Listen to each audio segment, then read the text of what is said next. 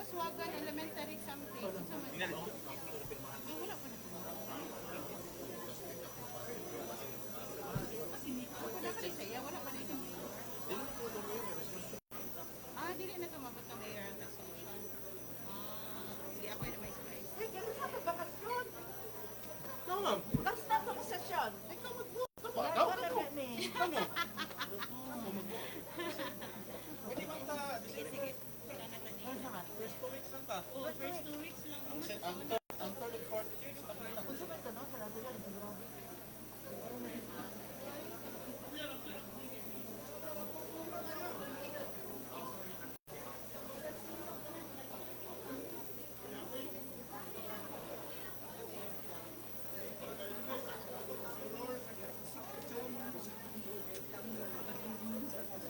Okay, sige sila.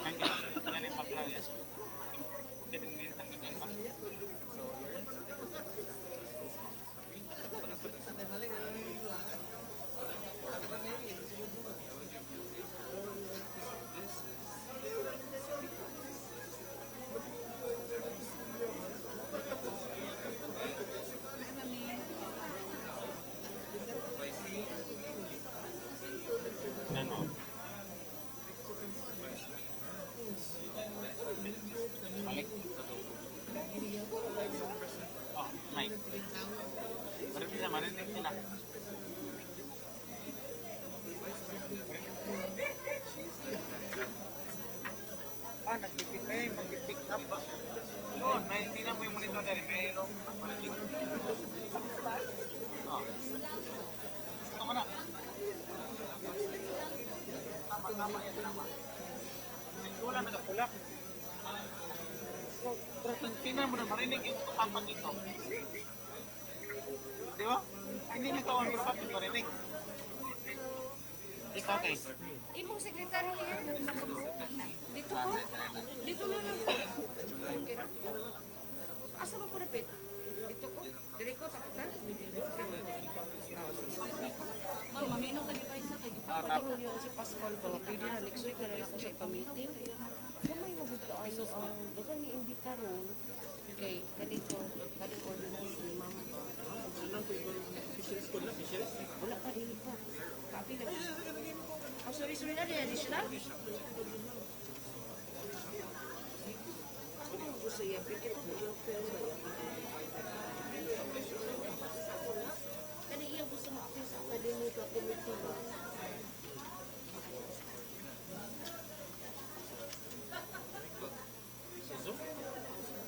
Wala eh?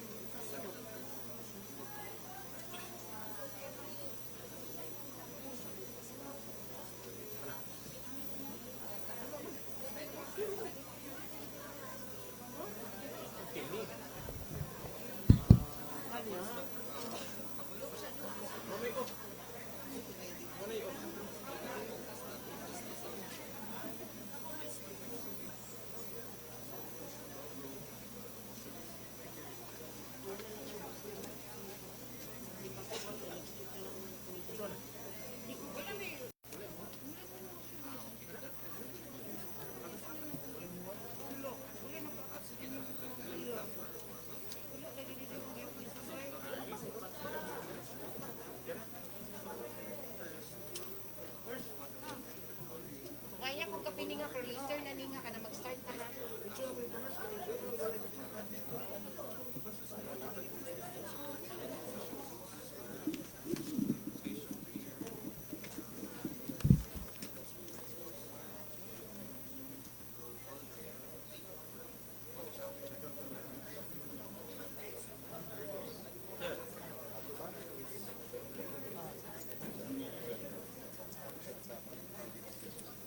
Lagi.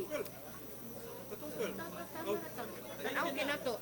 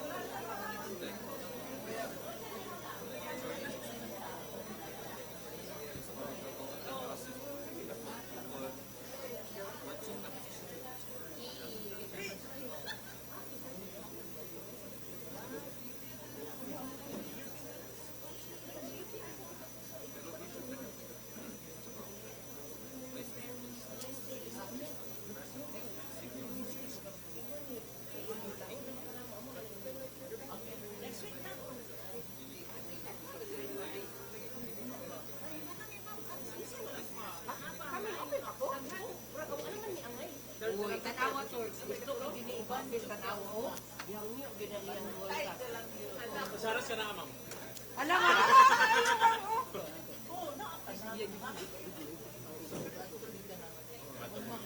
Oh, natatawa.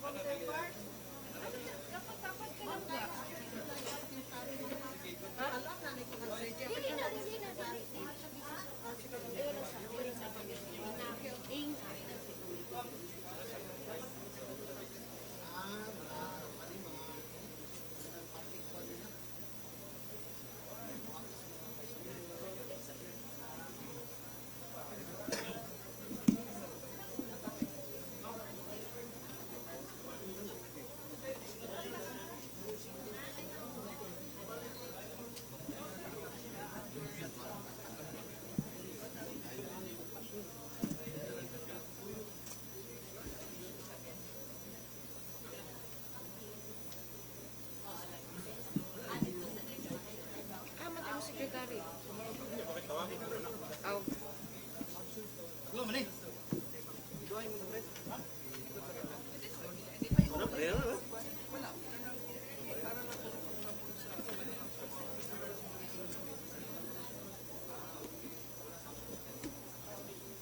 Dili lang sa ako. Di ako dapit.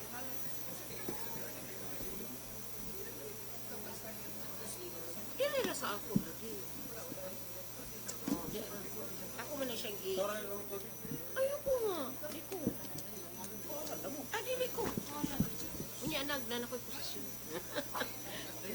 Unya na. Dili unya na. Ayaw sa wala siya ko ito. Ang bis. Kuan man na. Liguro na. Dahil trabaho na ko tanan. Ako masakit.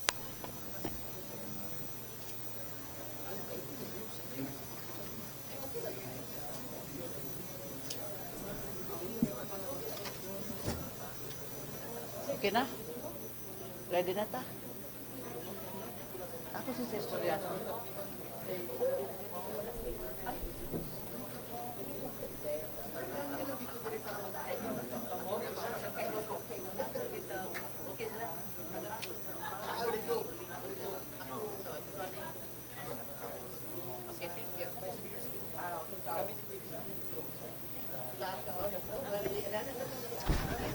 Okay, the 17th regular session of the 20th City Council is now called to order. Please rise. Invocation by Councilor Yan Lam Lim, then singing of the national anthem followed by the Cagayan de Oro March. Mr. Chair, may hapon sa akong mga kauban, atong Chair Vice Mayor Jocelyn Bebot Rodriguez o atong mga bisita sa likod. Let us pray. Katong mga oros lang. Lord and gracious Heavenly Father, we acknowledge your holy presence today. We thank you for our indefinite source of peace, love, and wisdom. We know that your Holy Spirit guides and directs us. Your love unfolds us, and your light illuminates us. Lord, we entrust to you everything in our lives. In spite of these various challenges that we are facing our society today, we remain steadfast to cling to your words because we believe that you will always make a way for us. As we start to do our job of the week, we always pray for your spiritual guidance and directions because we are nothing without you. We need your Father God not only in moments of great difficulties and danger, but every second of our lives.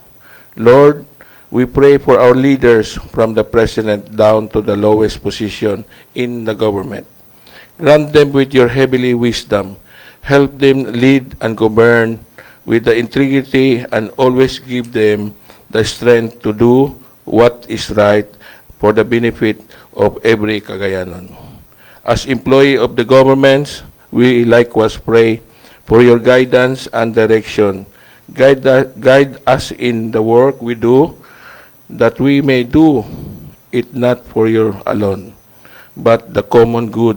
Teach us always, perform our job faithfully and diligently so that we will always be blessing and a source of inspiration to our co-employee, especially to the people who need our service. Give us always the strength to do, patient to bear, and let our courage never fall. All these things we ask and pray in Jesus' mighty name. Amen.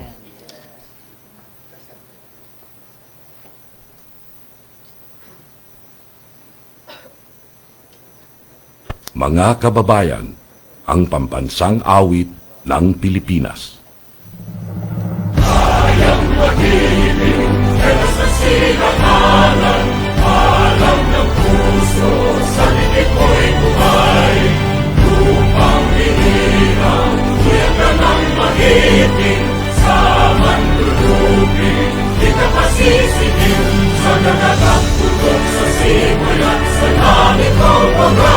Ay hinatang tula, tawid sa pagkayang minamahal.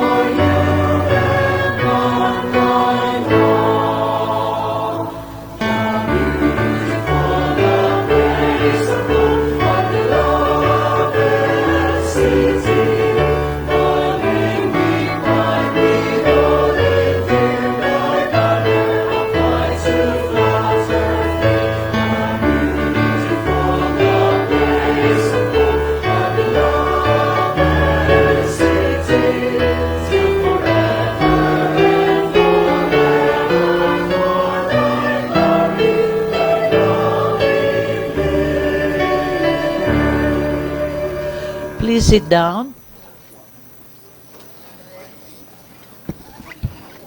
Good afternoon, everybody. Mrs. Secretary, please check whether there's a quorum. Thank you.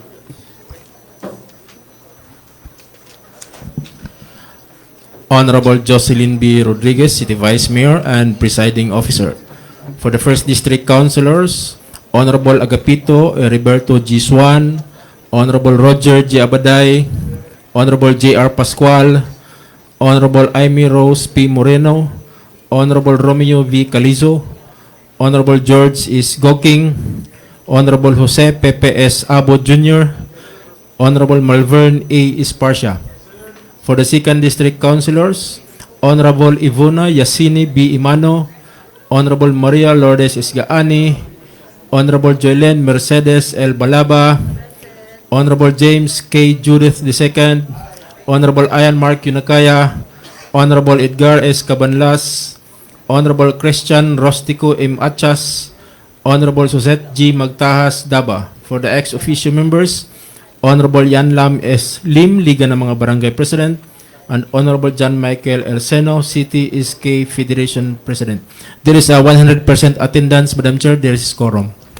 Thank you very much, Mr. Secretary. So I hereby certify that there is a quorum. Again, good afternoon to our visitors who are here today, our friends from media, our viewers, our online session. So good afternoon. Good afternoon, everybody, councilors. So Majority Floor Leader, you have the floor. Councilor Ian Mark Nakaya. Thank you, Madam Presiding Officer, Vice Mayor Jocelyn Bebot Rodriguez. Ay! Sakto. Wait. Sorry sa Majority Floor Leader. Dana magina sa kung nauna ganina pa. Anyway, it is Councilor Aga's birthday, no? Last week, we would like to request Councilor Alam Lim to sing. To lead the singing, please stand up.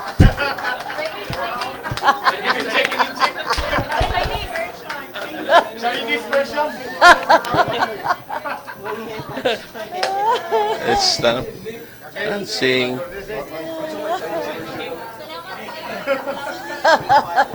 Okay, let's sing. 1, 2, 3. Happy birthday to you. Happy birthday to you. Happy birthday, happy birthday, happy birthday to you. Faster. Happy Birthday to you. Happy birthday. Louder, Councilor Alam Lim. Happy birthday, happy birthday, happy birthday to you. Di na happy pa. Message from Councilor Alam Lim. May have more birthday to come. Kagawad soon. Okay, happy birthday. Okay, let's proceed. Council Majority Floor Leader, Councilor Ian Mark Nakaya, please. Abi na ako mga anak-anak, nabot ka ba? Thank you again, Madam Presiding Officer, Vice Mayor Jocelyn Bebot Rodriguez. Good afternoon to our colleagues. Happy birthday, Councilor Agaswan, and mayong hapon po sa atong mga bisita, fellow Cagayanons, friends from the media. Good afternoon again. I move, Madam Presiding Officer, to dispense with the reading of the minutes of meeting on October 24, 2022, and to consider the furnishing of its copy to every member as the reading itself. Any second? Objection. I hear none. Motion is hereby carried. I likewise move for the approval of the said minutes of meeting. Second? Objection. I hear none. Motion is hereby carried. Next, Madam Presiding Officer, we have visitors from the Rotary Youth City Council for calendar year 2022 under the auspices of the Rotary Club of Cagayan de Oro. This year's project chairperson is the for City Youth Official of the RCCDO, the mother club of the Rotary Clubs in Cagayan de Oro, is Attorney Armen Malawani. Okay. Malawani, yes. Okay. Again? And from the Department of Education, we have Mr. Is this Jairus Gochoko? Thank you. And the Director of New Generation of the Rotary Club of Cagayan de Oro, Rotarian Grant Amoncio. Thank you. For the new members of the council, Madam Presiding Officer, we have a memorandum of agreement between the Department of Education and the City Government of Cagayan de Oro and the Rotary Club of Cagayan de Oro that each year, except of course during the pandemia, 2020 and 21, there is an experiential exposure of the students coming from the private and public schools, and who will be rendering their service for 1 week. And this, of course, will start during the flag raising, and they already took their oath as the Rotary Youth Officials of Cagayan de Oro. And for this purpose, Madam Presiding Officer, I move to suspend the rules to allow non-member to participate in the proceeding. Any second? Objection. I hear none. Motion is hereby carried. May we request the project chair of the city youth officials of the Rotary Club of Cagayan de Oro, Rotarian Attorney Armen Malawani, to kindly address and introduce to us the Rotary youth officials. Attorney Rotarian Armen Malawani.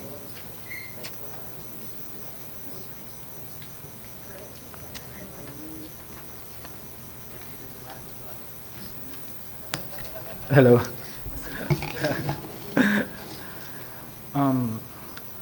The presiding officer, the city vice mayor, Honorable Jocelyn Rodriguez, and the honorable members of the city council, ladies and gentlemen, good afternoon. Afternoon. I am Attorney Armen Rashid O. Malawani, the chairman of the city youth officials of the Rotary Week 2022. I am here today to formally present to you your counterparts in the Youth City Council. I'll start with the Youth City Vice Mayor. From the Office of the City Vice Mayor, Honorable Jocelyn B. Rodriguez. Ladies and gentlemen, Honorable Jenica Yvonne S. Lago from Bayabas National High School.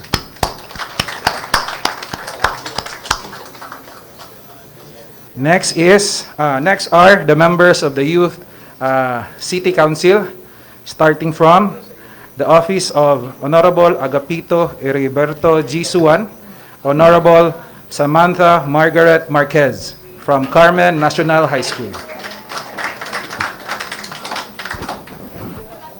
From the Office of Honorable Roger G. Abaday, Honorable Kyle Gabriel J. Revilla from International School, Cagayan de Oro. From the Office of J. R. Pascual, Honorable Hannah Safia M. Pascasio from St. Mary's Academy of Carmen.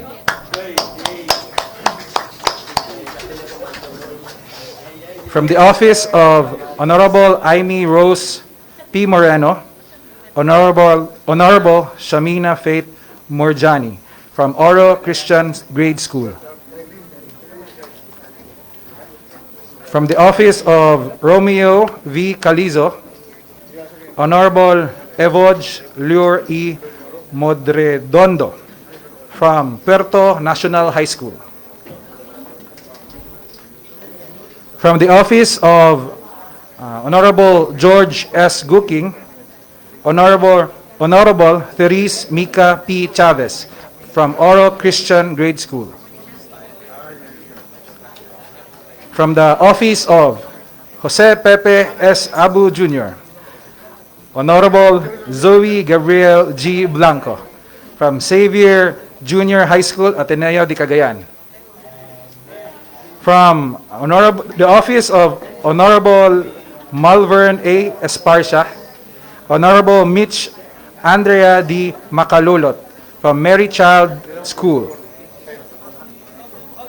From the office of Maria Lourdes S. Gaane, Honorable Antoinette L. Mahinay from Lapasan National High School. From the office of the Honorable Yvonna Yasini B. Imano, Honorable Rica May B. Suganov from Capital University Senior High School. From the office of Honorable Joylene Mercedes L. Balaba, Honorable Monique Alferez from East Gusa National High School. From the office of Honorable James K. Judith II, Honorable Hiro Bermoy Napisa from Agusan National High School. From the office of Ian Mark Q. Nakaya, Honorable Ian Mark Nakaya, Honorable Michael Anthony P. Alosada from Gusa Regional Science High School. From the office of Honorable Edgar S. Cabanlas, Honorable Sachi Lay Arcadio from Xavier University Ateneo de Cagayan Senior High School. From the office of Honorable Christian Rostico M. Achas, Honorable Sheila May Abarabar from Kamamanan National High School. From the office of Honorable Suzette G. Magtahas Daba, Honorable Win Dorothy Thea C. Tan from Cagayan de Oro National High School, Senior High School.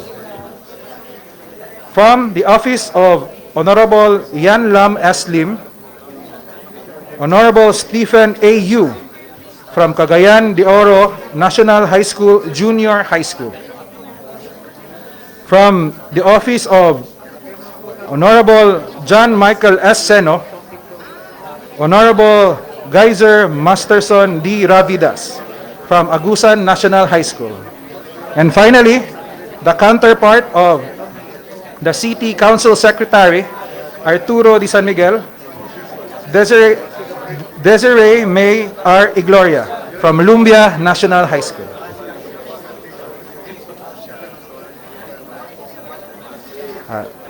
That's all, members of the City Council. Thank you.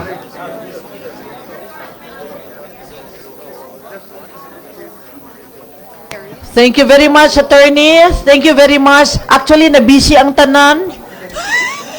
Ako po na-busy.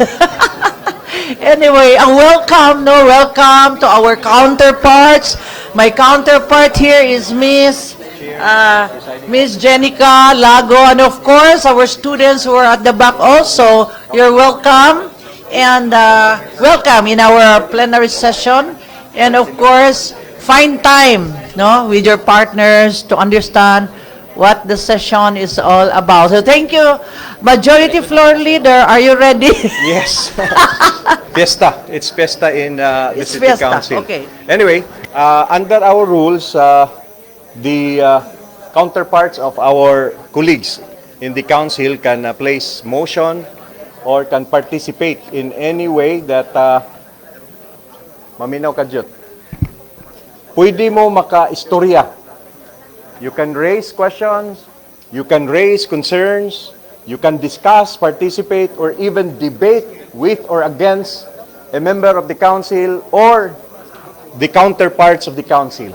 And later, Madam Presiding Officer, before we will adjourn, I would place a motion to admit all the discussions and deliberations at the latter part. Okay, thank at the you. latter part, so that Yes, our yes. record will be strengthened according to the House rules of the Council. Okay, thank you very much, Majority Floor Leader. So let us proceed. Thank you. Ayaw mo kaulaw, ha? You can always say your piece, okay? Sige, Yuri. Sige, paminaw sa iya, ha? Okay. Item number 1.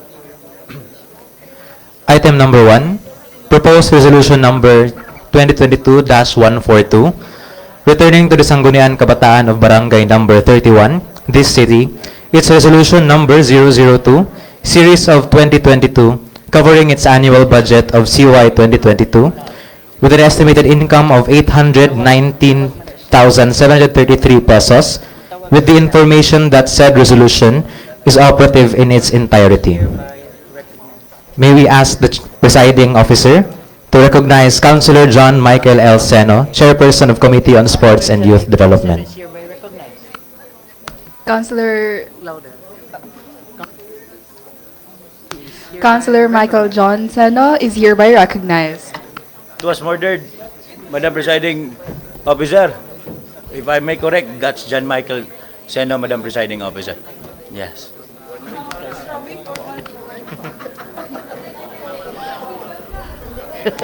Sige. Sige. John Micah, sige. Okay na ito, recognize na mo. Proceed. Please proceed.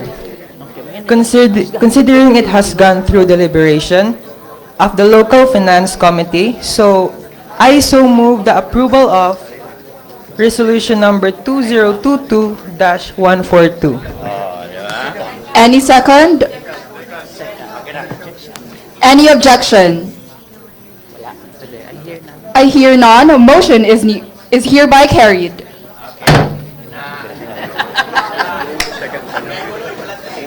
Move to approve second final reading. Any second? Any second? Any second? Any objection? I hear none. Motion is hereby carried.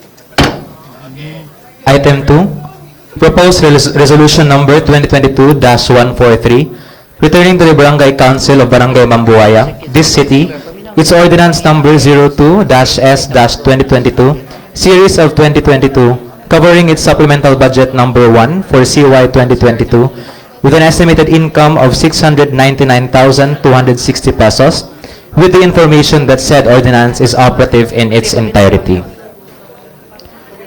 We request the presiding officer to recognize Councilor Yan Lam S. Lim, Chairperson, or his counterpart, the Chairperson on Committee on Sports and Youth Development. Councilor Lorian Lam Lim, you are recognized.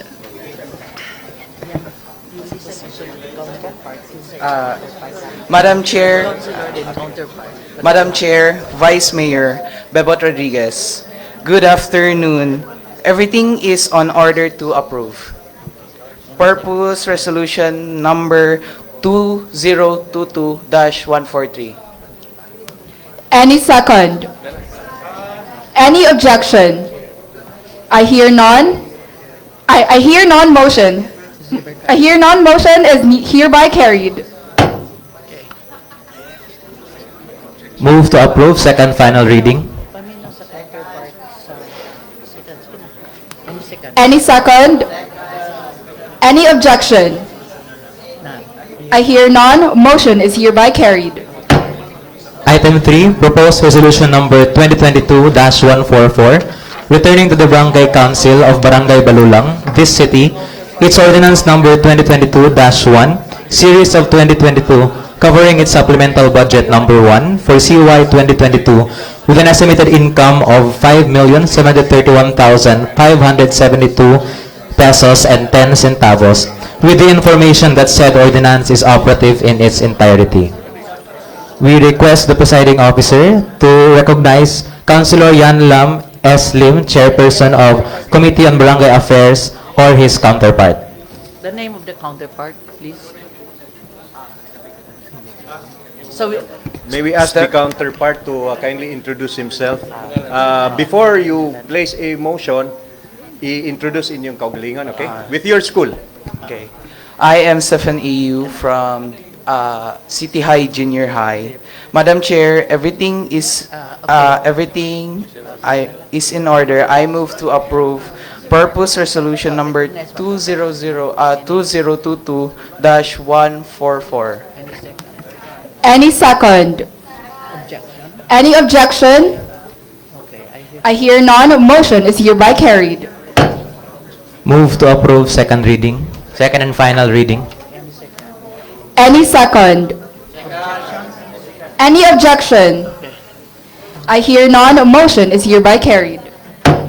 Item 4, proposed resolution number 2022-145, amending Rule 11 of resolution number 14195-2022, otherwise known as the 20th City Council, Sangguniang Panlungsod, House Rules, so as to change the name of the Committee on Health and Health Insurance to Committee on Health, Nutrition, and Health Insurance, and the functions thereof correspondingly. We ask the presiding officer to recognize Councilor Maria Lourdes S. Gaani, Chairperson of Committee on Barangay Affairs, or her counterpart.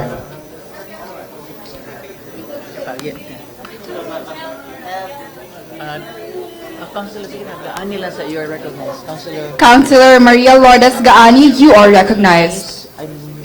please introduce your name. And please introduce your name. Hi, I'm Antoinette Almahina from La Paz National High School. I move to approve proposed resolution number 2022-145. Any second? Any objection? I hear none. Motion is hereby carried. Okay. Kindly address yourself as the Rotary Youth City Councilor. Okay? You're standing and here side by side with a member of the City Council. And therefore, you are also a Rotary Youth City official. And in this proceeding, you are a Rotary Youth City Councilor. Okay? Next time. Thank you. Okay. Move to approve second final reading. Any second? Any objection? There's an objection. Is there an objection? I recognize ko si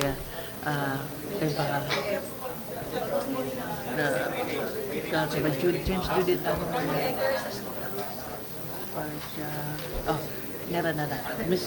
Mr. Councilor Hero Bermor Napisa, you are recognized. Muna na ha. Muna. Iyang counterpart is siya. Okay. So once you display, comment mo na.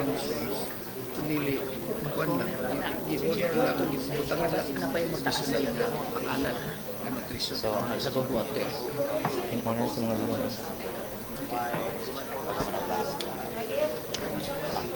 Good afternoon, everyone. So, Madam Chair, I am Hero Bermoy Napisa from Augusta National High School. Point of information, is there a partial or full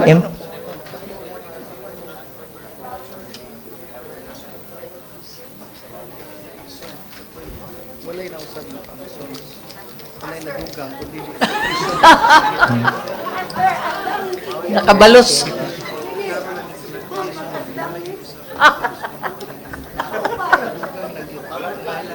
Ikaw ra bagi mo. Kuan sulti asdang. verification? Function? Yeah, this is live. Oh, ito.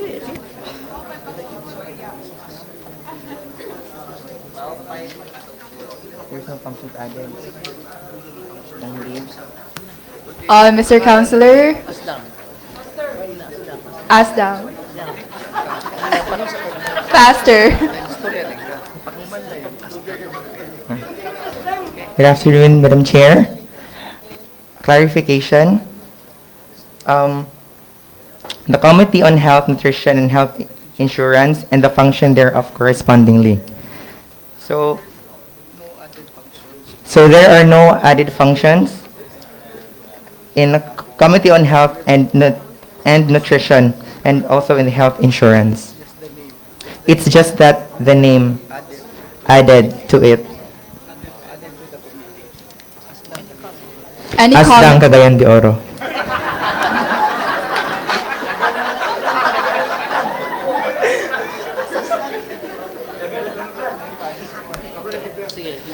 Councilor Antoinette L. Mahinay, you are recognized.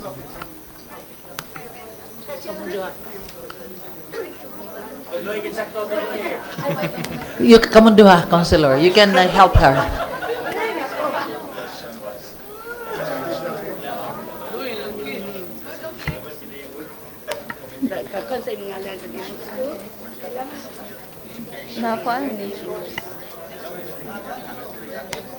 I'm Antoinette Almahiner from La Paz National High School, Rotarian Youth Cities Councilor.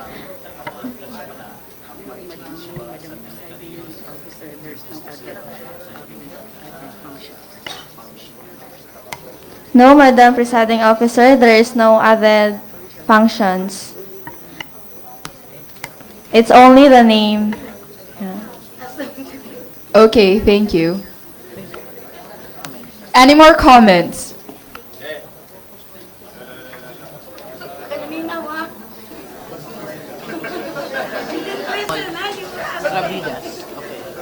Councilor Ravidas, you are recognized. Good afternoon. I am Jizer Master Sandy Ravidas, and I am from Augusta National High School, and I'm elected as one of the Rotary Youth City Councilor. My question is, why do we put nutrition in the committee name that the nutrition is already at the health aspects? Why is there a need to put nutrition?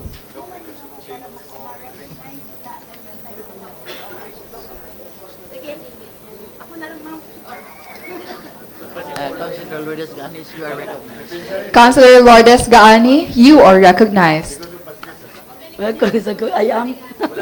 Thank you, Madam Chair. Actually, the name nutrition was included. For one, we're vying for a national award. And the name nutrition is needed to para ma-suffice, para ma-justify nato. Considering na ang nutrition is part of City Health Office already, kailangan gud siya i-separate considering nga separate division siya from City Health Office. Thank you. Thank you.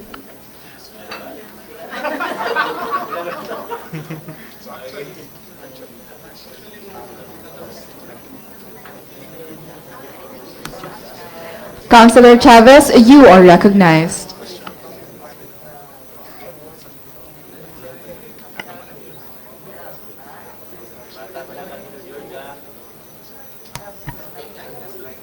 George. George Kuyugi.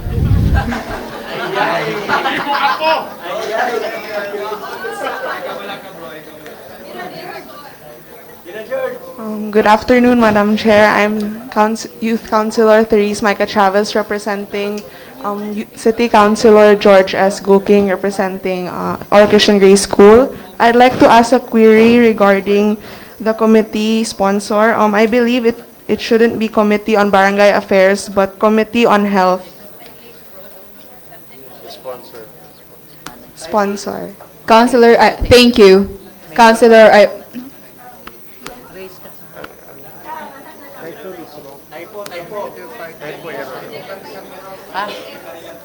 Ato po. Okay. Okay. Actually, it is an topographic error. Typo. So, just correct it, Mr. Secretary. It's corrected. Okay? Thank you very much. Thank you. Let's proceed. any second? Any objection? I hear none. Motion is hereby carried. Approved second and final reading. Item 5, proposed resolution. Any second?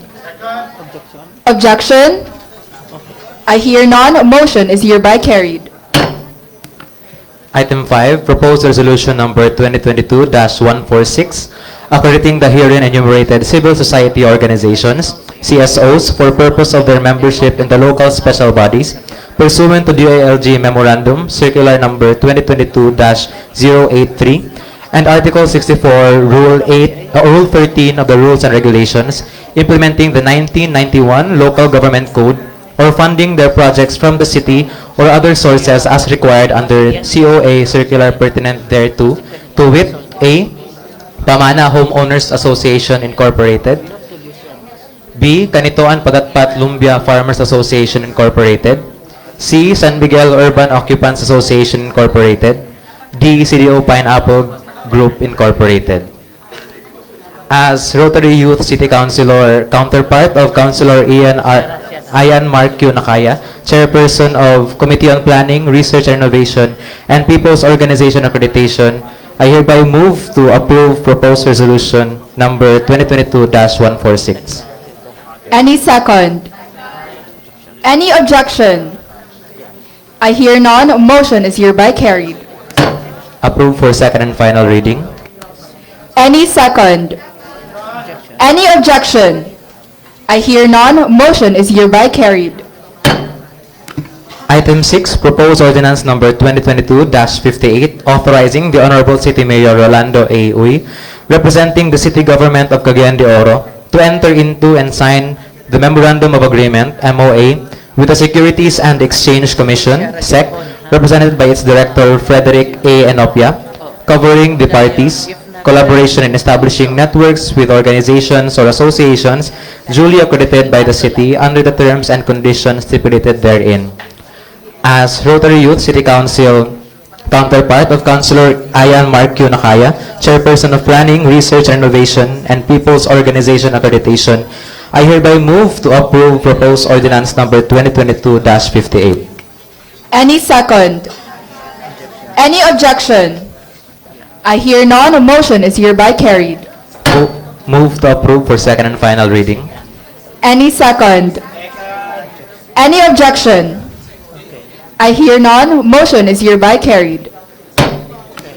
Item 7, proposed ordinance number 2022-59, authorizing the city accountant to charge the sum of 36,000 pesos from the item, special program or project, Salamat Paalam Retirement Gift or Incentive Praise Program, in the 2022 annual budget to the Human Resources Management Office, this city, to cover payment of the claim for retirement gift/incentive of Miss Cynthia Marian A. Manaa, former ticket checker of the City Finance Department, who retired last December 19, 2019 after 36 years of government service. I hereby ask the Chair to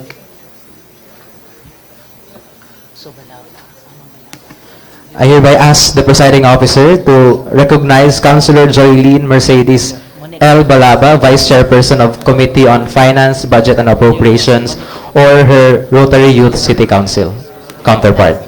Councilor Monique Alferez, you are recognized.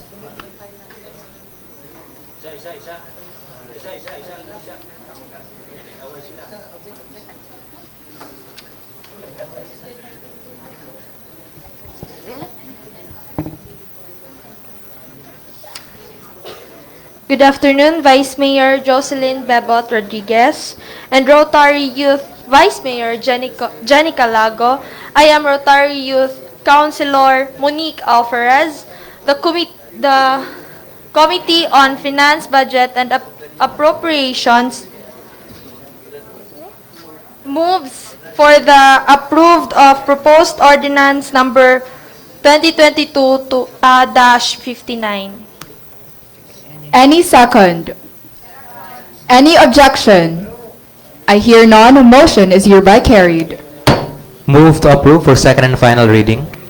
Any second? Any objection? I hear none. Motion is hereby carried.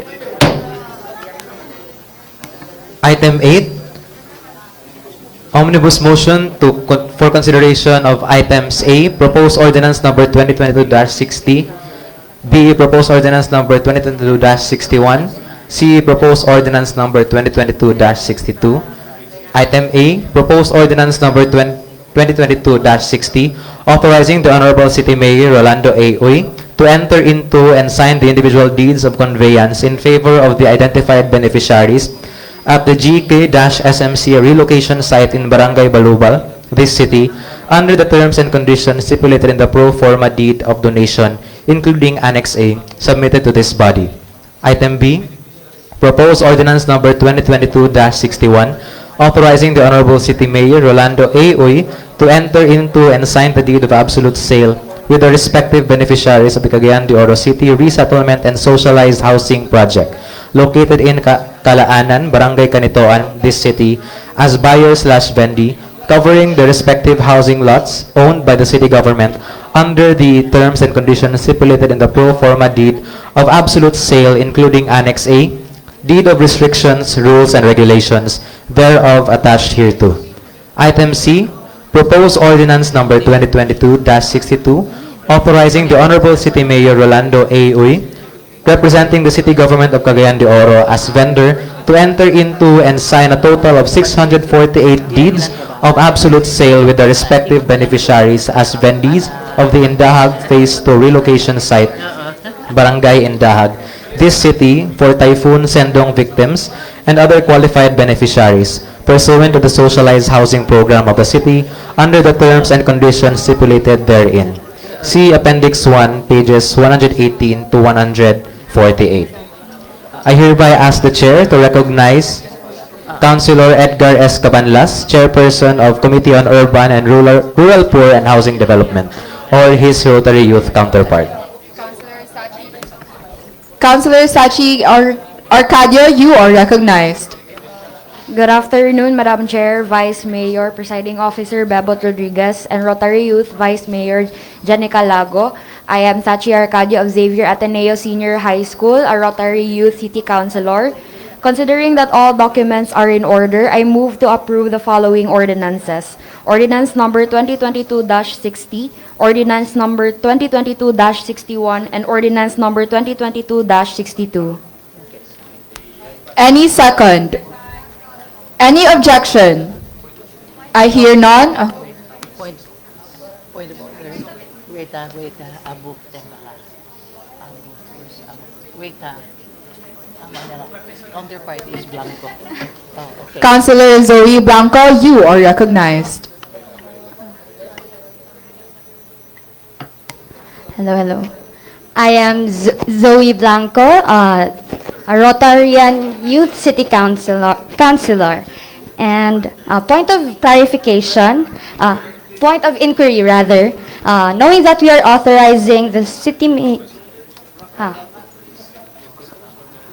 in proposed ordinance number 2022-61, knowing that we are authorizing the city mayor into signing the deed of absolute sale, why is it as a buyer and vendee, does this mean that the city mayor or the local government will be the one buying from the beneficiaries? And for what purpose is this? Recognize it. Councilor Sachi Arcadio, you are recognized.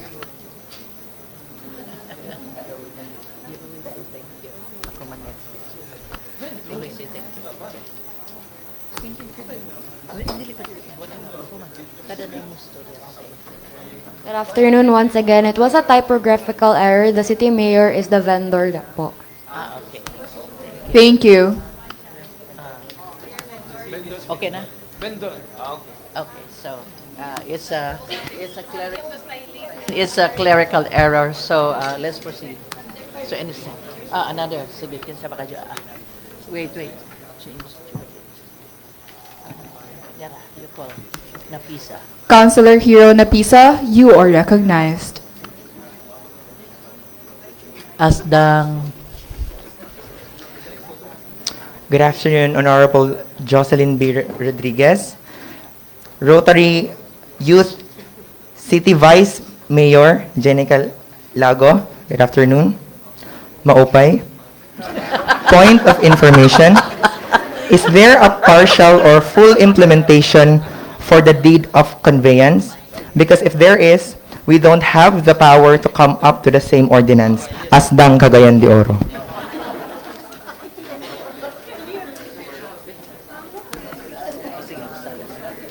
Councilor Sachi Arcadio, you are recognized.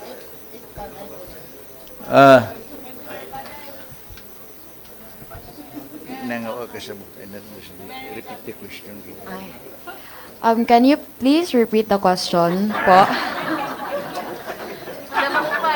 Repeat na maupay. Councilor Hero Napisa, you are recognized.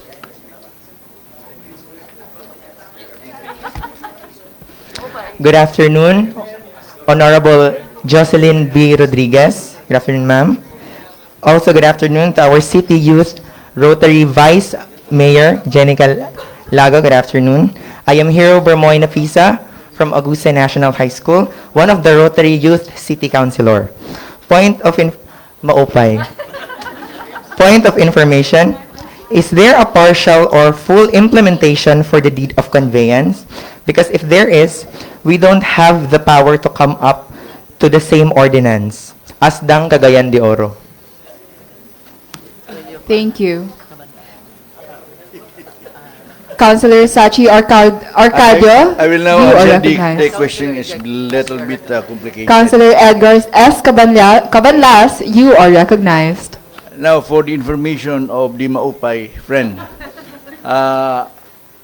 the beneficiaries of our Sendong, of the Sendong calamity, after we finished the construction of these houses in our relocation sites, they immediately occupied these properties assigned to them after serious and meticulous review of their qualification and capacities. Now, since they are the beneficiaries, of course, we have the obligation to turn over the ownership of these individual properties assigned to them in their names as owners, as new owners of the property. So, to legalize the transfer, the mayor has to sign the deed of sale in their favor, and the mayor cannot do that without the authority of the city council. That is why we are now passing this ordinance authorizing the mayor to sign for on behalf of the city the deed of sale that would now transfer this property to the beneficiary as vendor and the beneficiary as Vindi. So, Thank you. Thank you very much, Councilor Edgar Cabanlas. Okay na? Okay. Councilor James Judith, you are recognized. Councilor James Judith, you are recognized. Asdang. Madam Chair, sa atong tinahod ng mga kauban sa konseho, sa atong mga bisita, ang atong mga Rotary Youth ng mga councilors o Vice Mayor, sa atong pinanggang katawan sa Dakbayan sa Cagayan de Oro, Maupay. Kabahin ni katong giingon na ni Konsehal Cabanas sa atong youth nga counterpart nga councilor. Ako lang tatawon kung ang pangutana manggod kung Madam Chair, kang Councilor Cabanlas, kung naabay either full or partial implementation kabahin sa aning sa item 8, A, B, and C. Kay kung naaman galing, ako lang tatawon kay kung naaman galing, di ba wala namang gudtay sa akong pagsabot sa attachments din sa atong agenda book, ang nakabutang magud didto, murag giawat lang nato sa katong panahon pa ni katong atong deeds of conveyance sa kanhi Mayor Oscar Moreno. Then giusab lang day nato, murag nag-change lang ta sa ngalan sa mayor. So ang ako is kung naanay either partial or full implementation, di ba di ba kaingon nga mag-double sale ta kung maghimo pa ta og resolution kabahin ani to that effect. Nangutana lang ko mo lang na akong pasabot siya. It might result to a double. Okay, now I deed of understand. sale. Okay, thank you very much.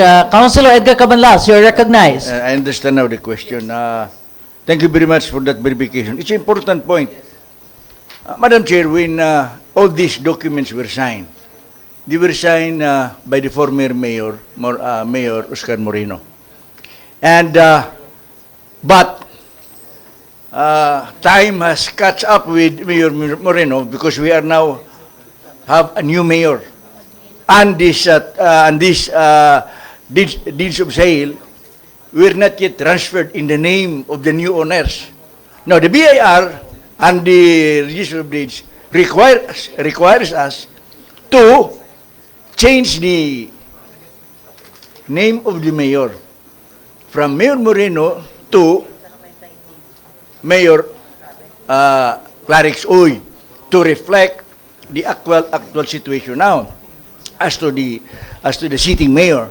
So mo kana nga giutro na to, although di naman gani ang natuutruhon, pero sa man mo may ilang gusto nga utruhon gyud para nga mo pirma po na usab nga tong mayor.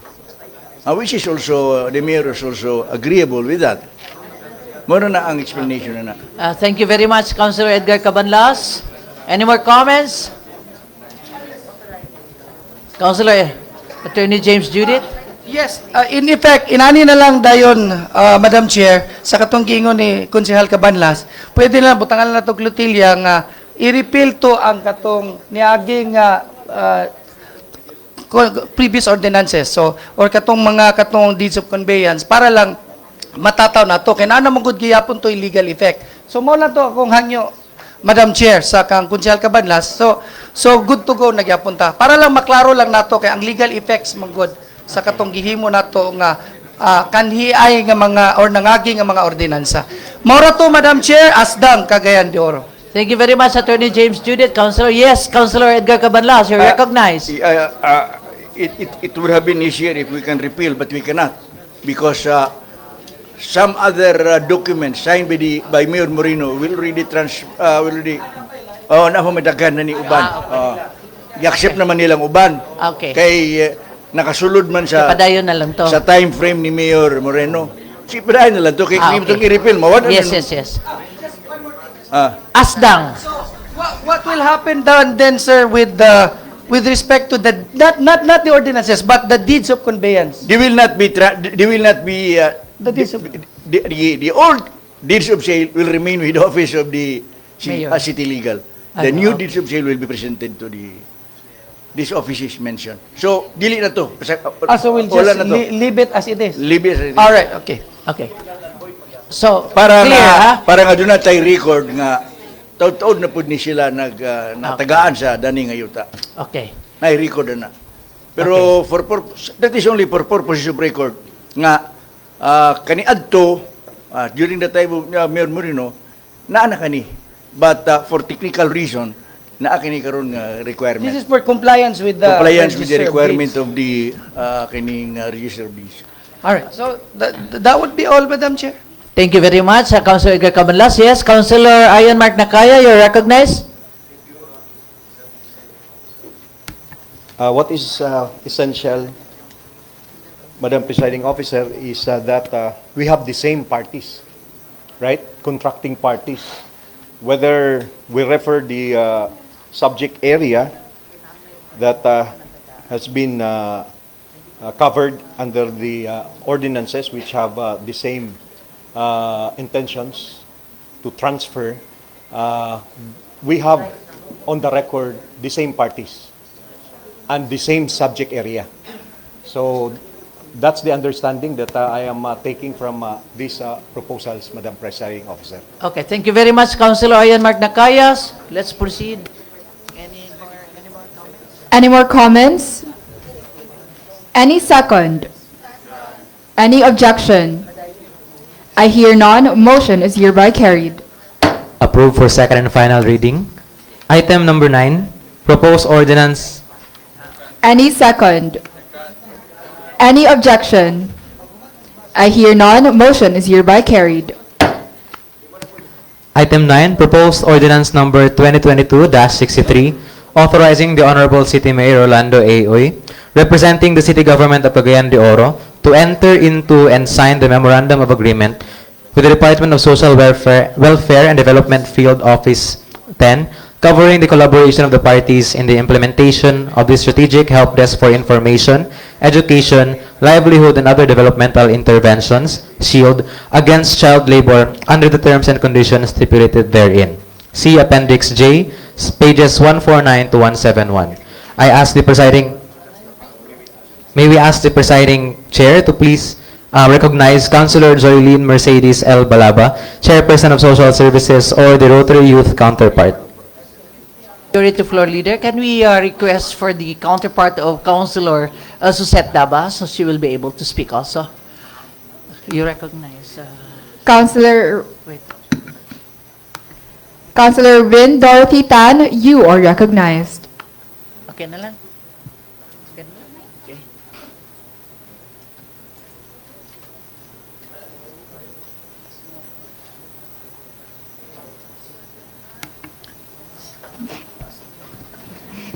Good afternoon, Honorable Jocelyn B. Rodriguez, our City Vice Mayor, and Ms.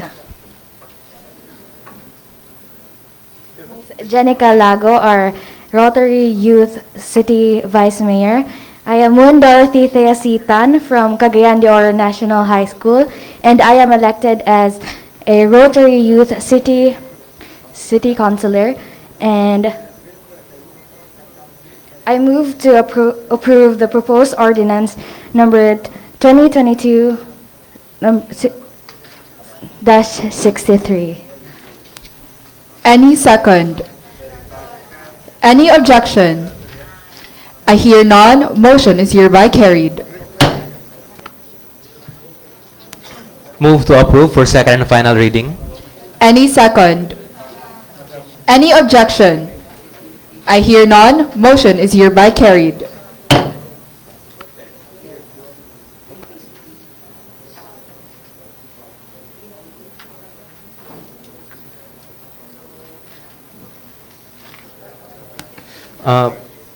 Omnibus motion for consideration of item 10A, B, item A and B. Item 10A, proposed ordinance number 2022-64, authorizing the Honorable City Mayor Rolando A. Uy, representing the City Government of Cagayan de Oro, to enter into and sign the Memorandum of Understanding, MOU,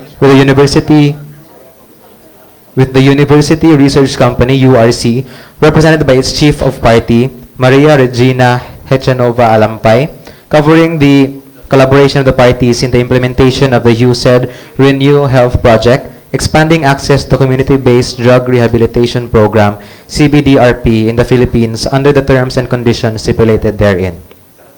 Item B, proposed ordinance number 2022-65, authorizing the Honorable City Mayor Rolando A. Uy, representing the City Government of Cagayan de Oro, to enter into and sign the Memorandum of Agreement, MOA, with the 1. Department of Health Center for Health Development, Northern Mindanao, represented by its Regional Director, Dr. Jose R. Lacuna Jr. Number 2, Northern Mindanao Medical Center, NMMC, represented by its Medical Center Chief, Dr. Jose C. Chan. And 3, Department of Health Treatment and Rehabilitation Center, Cagayan de Oro, TRC-CDO, represented by its Chief of Hospital, Dr. Benson C. Go, covering the collaboration of the parties in, among other areas, the provision for the treatment for moderate-risk drug dependence and/or mild substance use disorder, and referrals for high-risk drug dependence and with comorbidities under the terms and conditions stipulated therein. May I ask the presiding officer to recognize Councilor Romeo V. Calizo, Chairperson of Public Order and Safety, or the Rotary Youth City Council counterpart. Councilor Vaj Montedondo, you are recognized.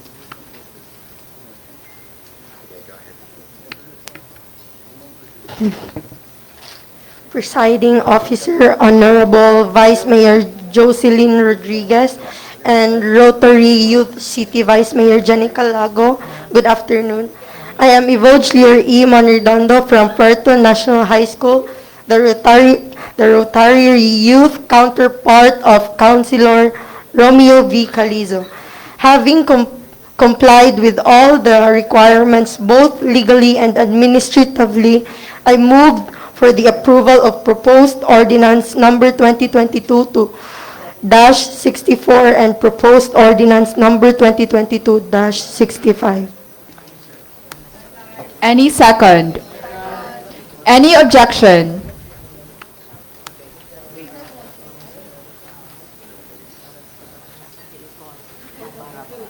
Councilor Abarabar, you are recognized. Good afternoon, Honorable Bibot Rodriguez. Good afternoon, our Rotary City Youth City Mayor, Jenica Lago. I am Sheila May S. Vice Mayor, sorry. I am Sheila May S. Sabarabar from Kamamanan National High School, and I have a point of inquiry to the proposed ordinance number 2022-64. I have the objection. I have no objection, but I have the point of query. So, how many barangay is still implementing the community-based drug rehabilitation program? Right now, we don't have Yeah. How many barangays are still implementing the community-based drug rehabilitation program? Right now, we have no exact figure. Excuse me, please. You have to wait until you are recognized, okay? Councilor Vaj Montedondo, you are recognized. Right now, we don't have the records yet. Okay. But I still have, okay. I have a follow-up question. Pila ka ang makover na beneficiaries anong community community-based drug rehabilitation program? All barangays are supposed to How beneficiaries? all barangays are supposed to conduct the same sa CBDR. All barangays are supposed to conduct the CBDR.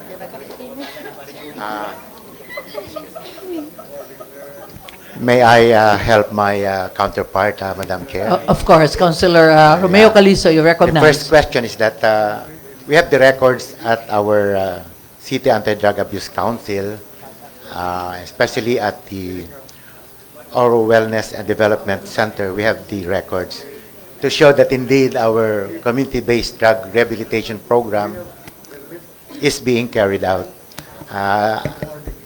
Sad to note, we don't have the records at hand right now. But for the second question, all barangays are supposed to conduct the same. Because according to Rule 2 of Dangerous Drugs Board Regulations, all barangays should set aside a considerable amount to conduct their community-based drug rehabilitation. So that is the question. That's the answer.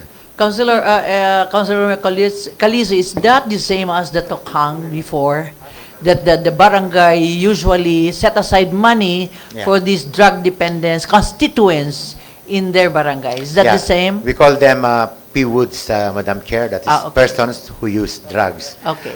It so happened that that's now what we are tackling right now in answer to that term, considerable, because there's no exact figure to determine how much barangay is supposed to source out for the conduct of the anti-drug abuse campaign, Madam Chair. Okay, thank you very much, Councilor Romeo Calizo. Councilor Kyle Revilla, you are recognized.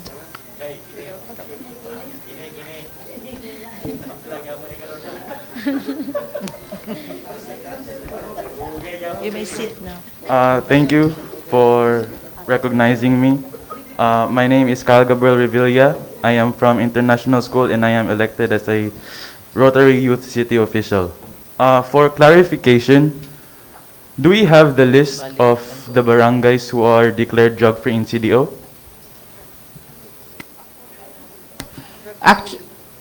Okay, you recognize. Come on, Romeo Calizo. Chris Calizo. Calizo. May I request? Sige. Councilor Vaj Montedondo, you are recognized. Please repeat the question. Please repeat the question.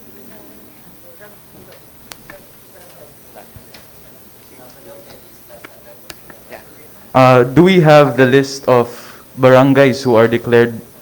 Do we have the list of barangays who are declared drug-free in CDO?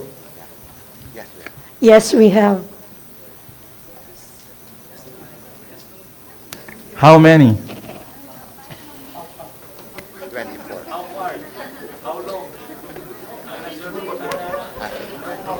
Okay. Councilor Madam Chair, Romeo. I Calisi, have yes, my please. counterparts for quick response Okay. to the questions. Officially, we have 24 drug cleared. 9 are categorized as unaffected because there were no listed in the watch list among the P-Woods or the persons who use drugs, including those who sell drugs. Now there are 15 cleared. So we are, all in all, we have now 24 drug barangays which are declared drug-free. So it's still a big challenge. 80 minus 24, that's the number of barangays that we have to clear yet, Madam Chair. Thank you, Councilor Romeo Calisi. Actually, Councilor Thank you very much. Revilla, PDEA has a complete list of those barangays who are already declared drug-free. Okay? So, thank you very much. Thank you very much. Any more comments? Any second? Any objection? I hear none. Motion is hereby carried. Approved for second and final reading. Any second? Any objection? I hear none. Motion is hereby carried. Item 12, proposed ordinance number 11.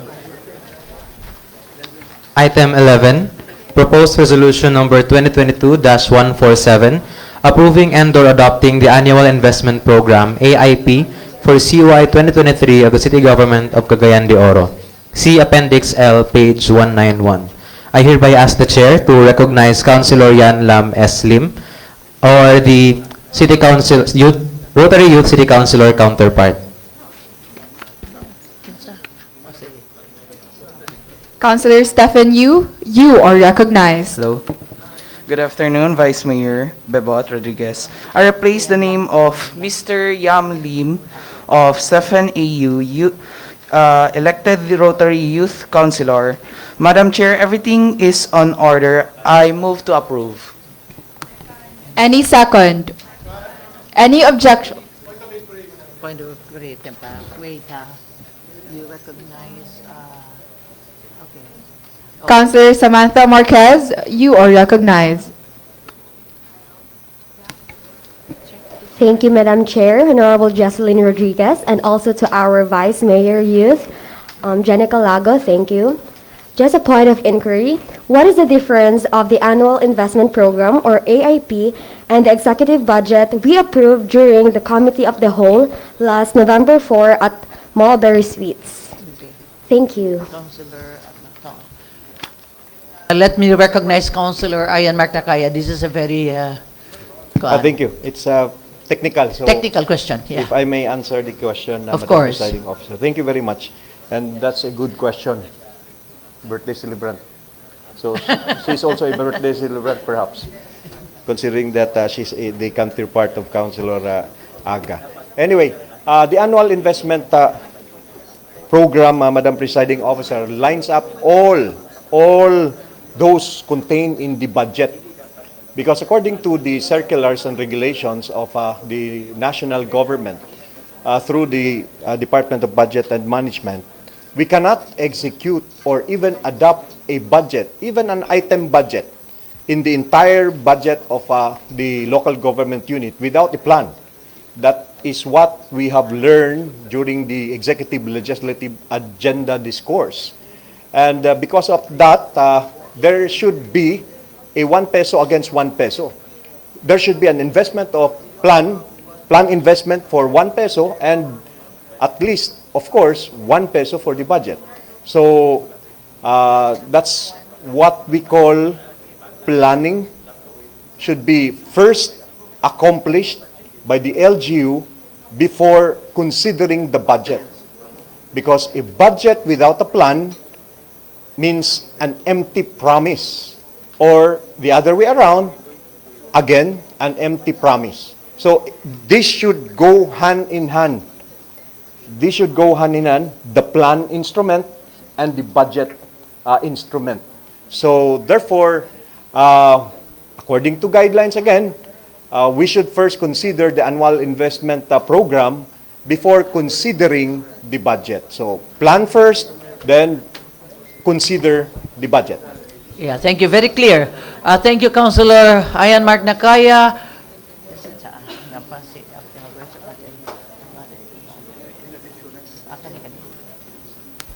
Councilor Kyle Revilla, you are recognized.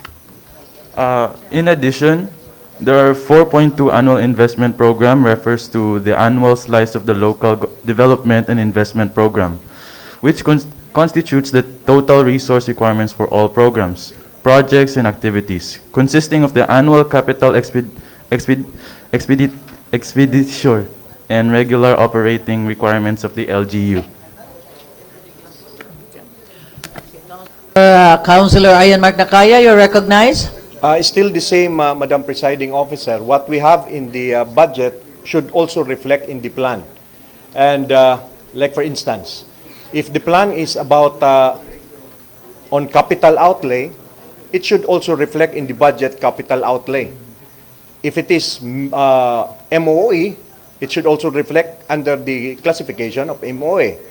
And the resources that was mentioned earlier are the sources that should also be considered as part of the plan. That is why whatever in the budget should be reflected in the plan or the investment program. Thank you, Councilor Ayan Mark Nakaya. Any more question? Any second? Any objection? I hear none. Motion is hereby carried. Move to approve second and final reading. Any second? Any objection? I hear none. Motion is hereby carried.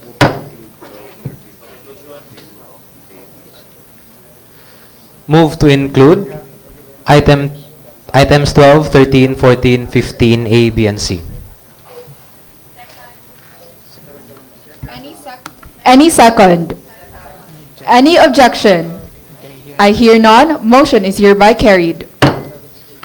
Item 12, proposed ordinance number 2022-66, authorizing the Honorable City Mayor Rolando A. Uy, representing the City Government of Cagayan de Oro, to enter into and sign the Memorandum of Understanding, MOU, with the Department of Human Settlements and Urban Development, DHSUD, covering the collaboration of the parties in the implementation of the housing projects in Cagayan de Oro City, under the terms and conditions stipulated therein.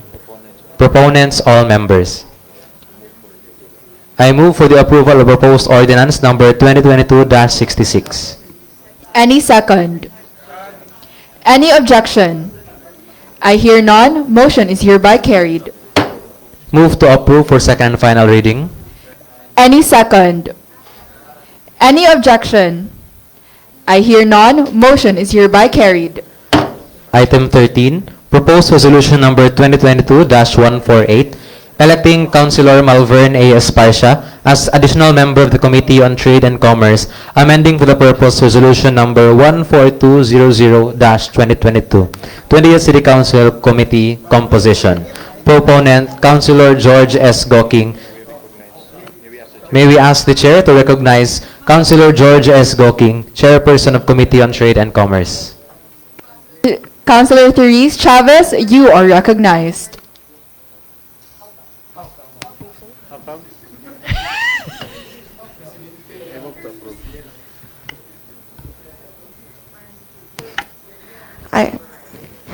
I move to approve proposed resolution number 2022-148. Electing Councilor Malvern A. Esparcia as additional member of the Committee on Trade and Commerce, amending for the purpose resolution number 14-200-2022, 20th City Council Committee composition. Second. Objection. I hear none. Motion is hereby carried. Approved for second and final reading. Any second? Objection. I hear none. Motion is hereby carried.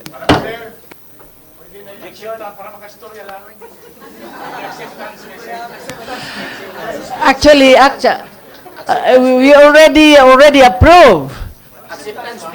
Acceptance, you want to... Ka? Can we give the chance also, okay? Okay, let me call Councilor Mitch Macalolot, you are recognized. Okay.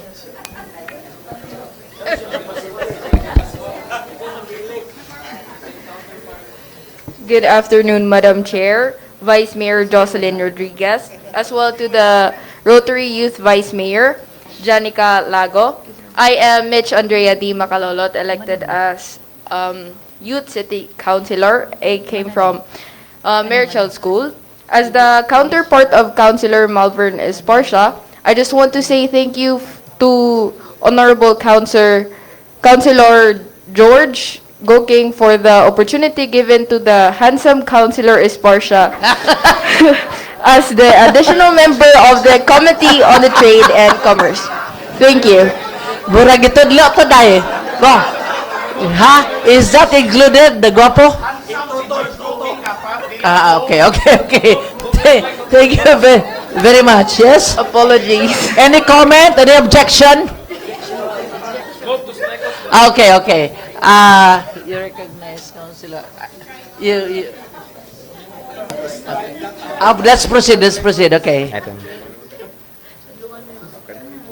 Item 14, Proposed Ordinance Number 2022-67, repealing Ordinance Number 14015-2021, entitled, An Ordinance Authorizing the Apavel Lot Owners, Residents and Homeowners Association Incorporated, ALRHOAI, represented by its President Pilar M. Torres Banaag, to manage the plaza, roads, alleys, and all open spaces of Apavel subdivision located in Barangay Bulwa, this city, and authorizing the Honorable City Mayor to enter into and sign the Memorandum of Agreement with the ALRHOAI for the purpose subject to the herein conditions. As Rotary Youth City Councilor counterpart of Councilor Ayan Mark Q. Nakaya, I hereby move to approve Proposed Ordinance Number 2022-67. Any second? Any objection? I hear none. Motion is hereby carried. Move to approve for second and final reading. Any second? Any objection? I hear none. Motion is hereby carried. Ayahay, Apo Bill.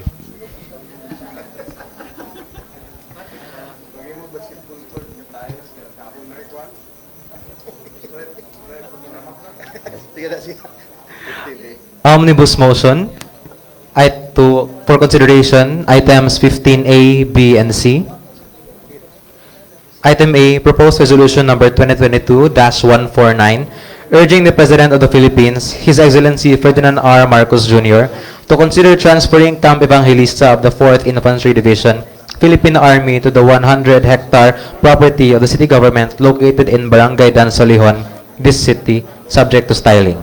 Item B, proposed resolution number 2022-150, urging the Armed Forces of the Philippines to consider transferring Camp Evangelista of the 4th Infantry Division, Philippine Army, to the 100-hectare property of the city government located in Barangay Dansolihon, this city, subject to styling. Item C, proposed resolution number 2022-151, urging the 4th Infantry Division, Philippine Army, Armed Forces of the Philippines to consider transferring Camp Evangelista to the 100-hectare property of the city government located in Barangay Dansolihon, this city, subject to styling. Proponents, all members. I ask the Chair to recognize Honorable City Councilor Amy Rose P. Moreno, or the Rotary Youth City Council counterpart. Councilor Shima Morjani, you are recognized. Good afternoon, everyone. Presiding Chair, Madam Jocelyn Rodriguez. Good afternoon to my fellow City Councilors and Youth Rotary City Councilors. Good afternoon. I am Shamana Faith B. Morjani, one of the chosen Rotary Youth City Councilors. I hereby, everything is approved. I move to approve Proposed Resolution number 2022-149, number 2022-150, number 2022-151. Any second? Any objection?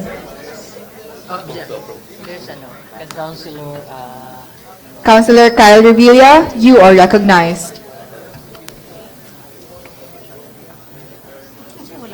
Thank you very much, Madam Presiding Chairs. This is only for clarification. May I know from the proponent for what reason is the 4th Infantry Division Philippine Army is transferring from the present Camp Evangelista to a different place?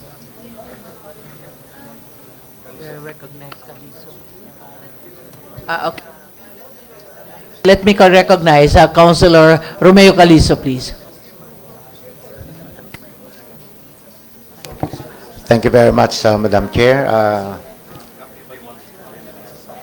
The truth is, Camp Evangelista is the remaining camp in the whole Philippines that does not look like a camp anymore. If you get inside Camp Evangelista and compare it to other military camps in the whole country, it looks very, very different. First, it does not have any more space for training. It does not have a space for impact for the heavy weapons. And safety of our constituents surrounding Camp Evangelista is no longer that assured, Madam Chair. And I heard, and we have read some correspondences that there's really a plan for the transfer of the camp. Now, the other side of the story is it might go against, contrary to what our intents.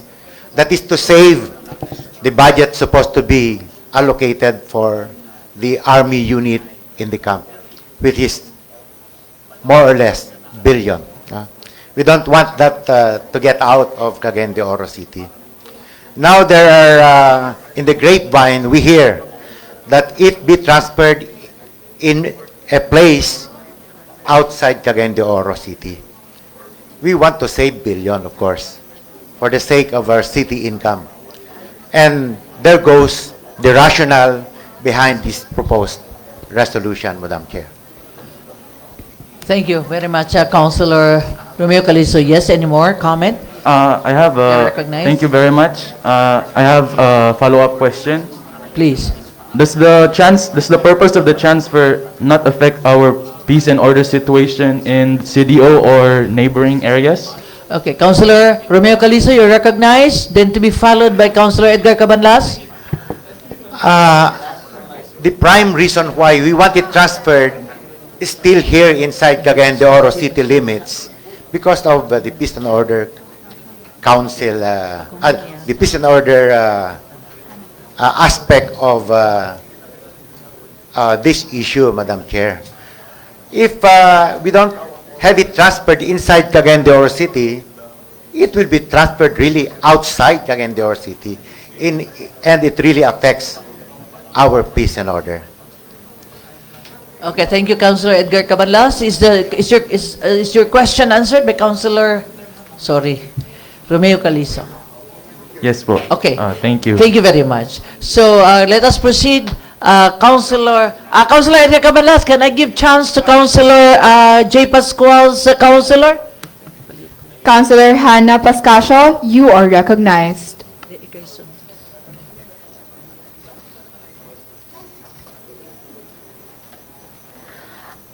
Good afternoon, Presiding Officer, Honorable Rosalyn Rodriguez, and City Youth Vice Mayor Jenica Lago. I am Hannah Safia M. Pascasio, Youth City Councilor from St. Mary's Academy of Carmen, counterpart of Honorable J.R. Pascual. Point of query, is it strategic to put the 4ID camp in one of the hinterland barangays of Cagayan de Oro? Councilor Romeo Calizo, you're recognized, or your counterpart?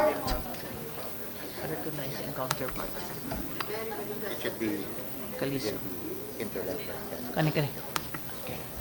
Councilor Voj Mondodondo, you are recognized. Yes, it is a plan. Inside Cagayan de Oro.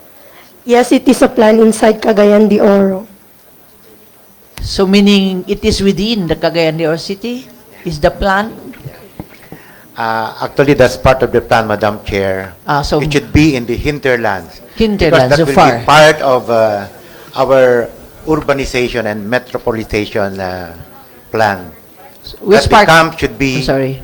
Actually, it's as we have been discussing among our colleagues, it should be in Dansulihon, in the hinterlands. Okay. So that that part should also be taken care of by our city in terms of development. Okay. Thank you very much. Then the next is Councilor Edgar Cabanlas. Councilor After Sachi then, Arcardo, Councilor Sachi Arcardo, you are recognized. Vice Mayor, Presiding Officer, Madam Chair Bebot Rodriguez, and Rotary Youth Vice Mayor Janica Lago. I am Sachi Arcadio of Xavier Ateneo Senior High School, a Rotary Youth City Councilor. The transfer of the camp might save the informal settlers of the inside the camp, as they do not need to be evicted anymore. Thank you. To have a reply on that, Councilor Romeo Calizo? No.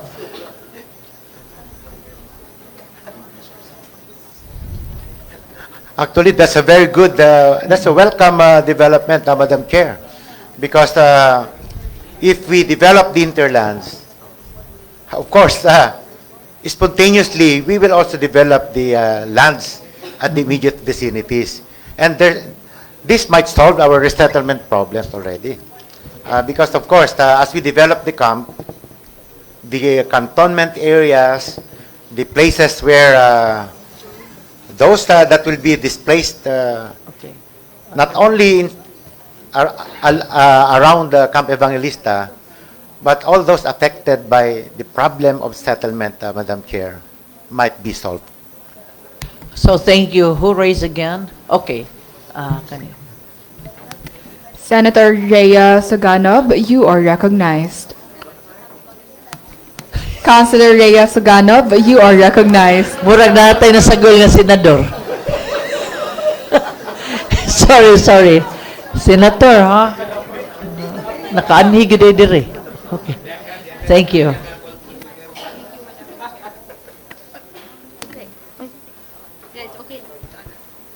Thank you, Madam Chair. Good afternoon, City Vice Mayor Honorable Jocelyn Rodriguez and Youth City Vice Mayor Janica Lago. I am Rotary City Youth Councilor Ricami B. Suganov from Capital University, the counterpart of Honorable Ma'am Yvonne Ibano.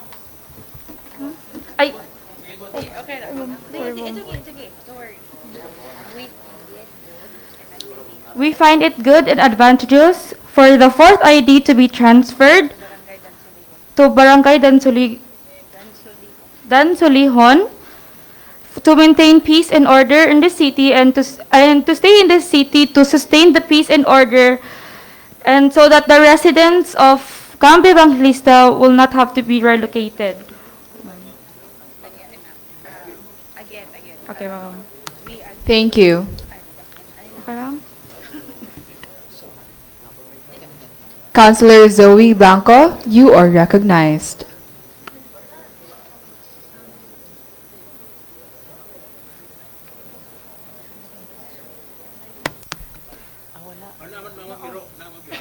Councilor Zoe Jose Abu, you are recognized. Zoe Abu.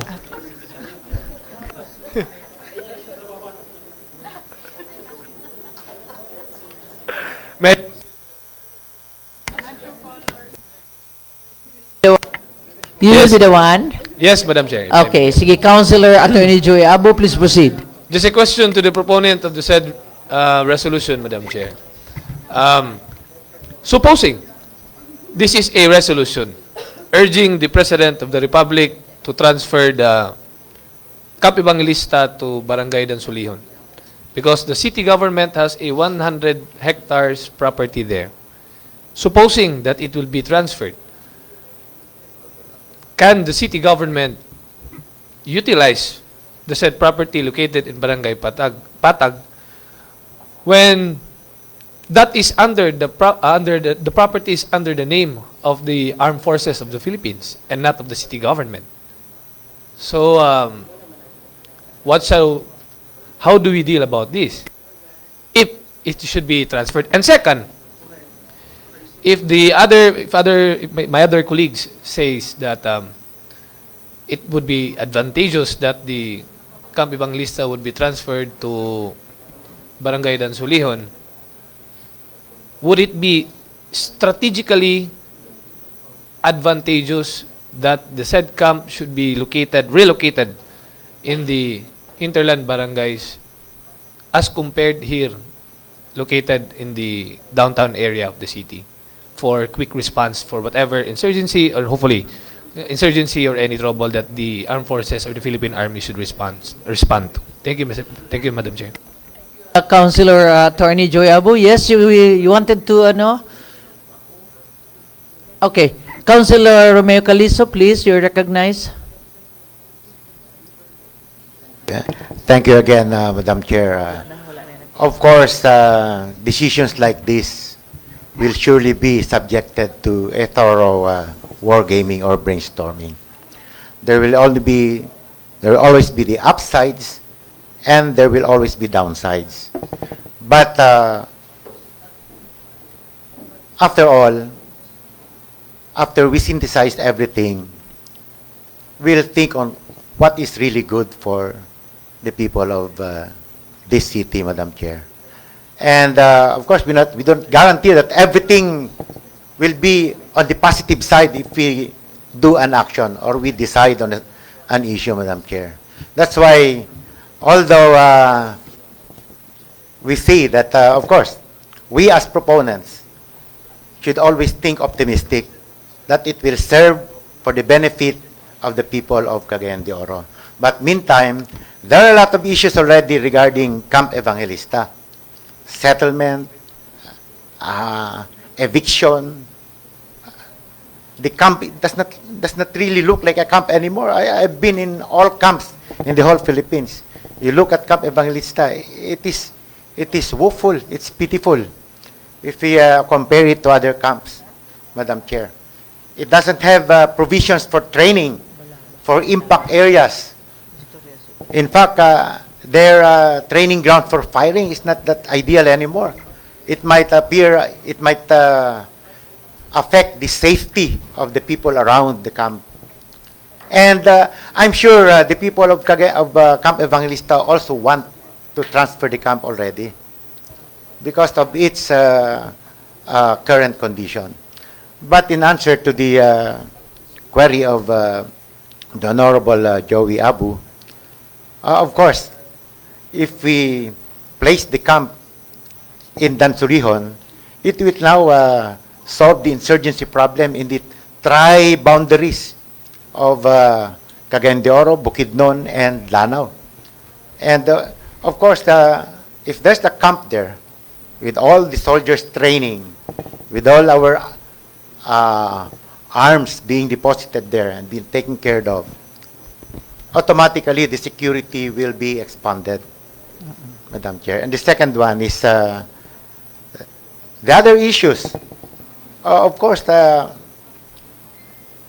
ownership of the property that's now being occupied by Camp Evangelista, there will be a lot of questions and there will be a lot of legal battles that will ensue after the exit of the 4th Infantry Division.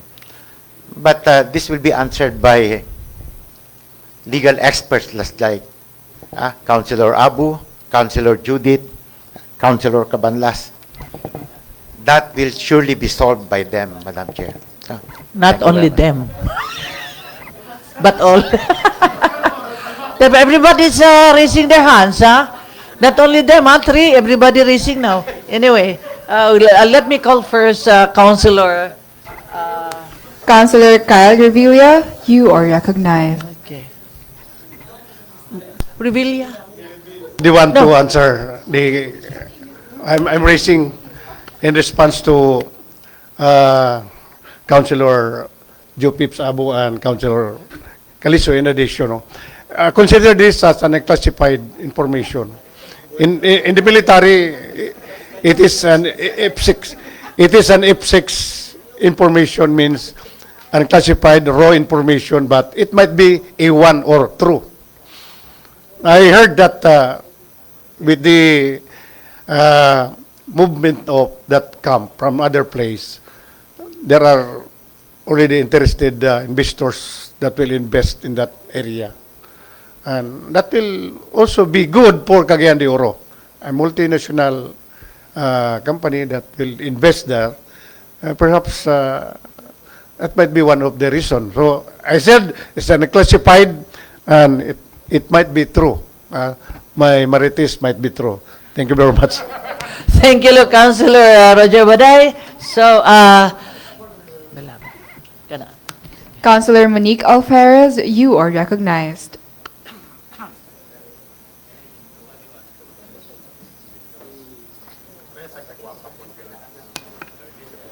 Good afternoon, Vice Mayor Bebot Rodriguez. Good afternoon, Vice Mayor Jenny Calago. I am Monique Alferez, Rotarian Youth City Councilor. I agree to this proposal and I agree with the statement of Councilor Romeo Calizo.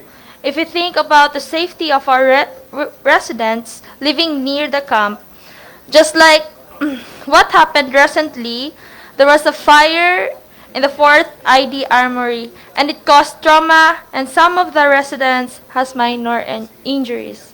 Thank you. that is very correct. When that fire broke, abot sa taas. Grabe, abuto-buto. So, probably in the remote area, the localized residents, no, will be more protected. I don't know how it goes, but then I'm okay with that, Danso Leon. Anyway, thank you very much, Councilor Girly Balaba. Yes. Are you the one? Councilor Ian Mark Nakaya, you're recognized. Thank you, Madam Presiding Officer. I would like just to clear the cobwebs, lest the City Council will be misunderstood by the residents of Barangay Patag and all those living in the area of the 4th ID. This is initiated to pass the three resolutions on the basis of the reports that we have gotten from the past and the pressing push of this proposal that it will be transferred to another place. And one of which is in the areas of Agusan. Agusan. And if we would like to protect the city of Cagayan de Oro, we have to push for the retention of this 4th ID. It may not be in Barangay Patag because according to the former General Romeo Calizo, the former chief of 4th ID, for the information of our colleagues in the council who are our counterparts. Councilor Calizo is a 3-star general and who has served the 4th ID as the chief of before his retirement. And in other words, critical kayo kung dili ni nato maneuver, and if we cannot lobby, in fact, I am proposing highly, Madam Presiding Officer, we also request our 2 congressmen to lobby also for the retention of this 4th ID. It may not be again in the Barangay Patag with the reasons expounded by Councilor Romeo Calizo. And we have identified among us that the Barangay Dansuleon is the best place for this, to protect our upland, hinterland barangays, and the entry from Bukidnon or from other places and I don't want to mention these places. So we have to a station, and of course, this is for the growth and development that we desire for hinterland barangays. And this is subject to styling, Madam Presiding Officer. In other words, for clarification of the Secretary, as regards the ownership of the property, and I don't want to stipulate the particulars, you can discuss it with Councilor Romeo Calizo and Councilor J. Roa Pascual for the specifics. Okay, that's the styling in as regards 15A, B, and C. And for letter D and E, at the proper time, Madam Presiding Officer, may we also include to request Congressman Rufus Rodriguez of District 2 and Congressman Lordan Swan from District 1 to also sponsor and seek for this representation, for these three resolutions to be considered by the President of the Republic, by DND, and the 4th ID Division, Madam Presiding Officer. Thank you. Thank you very much, Councilor Ayan Mark Nakaya. Yes, Councilor. Councilor Win Dorothy Tan, you are recognized.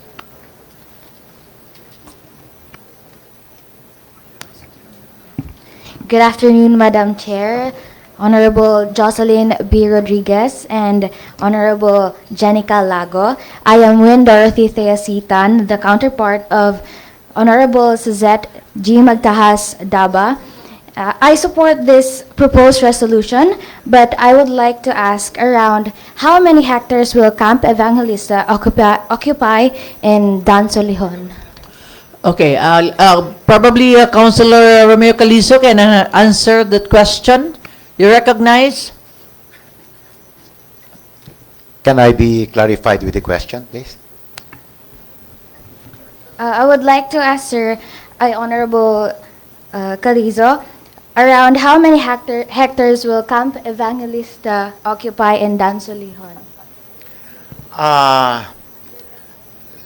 For an infantry division, there has to be at least 100 hectares. That's the basic requirement. And this is an eye-view survey that we did in that part of Cagayan de Oro City. 100 hectares can easily be given to 4th Infantry Division if they wish to transfer there, Madam Chair. And according to the Honorable J. Pascual, we can donate more. So what's the worry? Okay. So, thank you very much, Councilor Romeo Calizo. So, Councilor J. Pascual, huh? There's more, huh? The landlord of... Okay. Okay. Any more question? Of course, Councilor...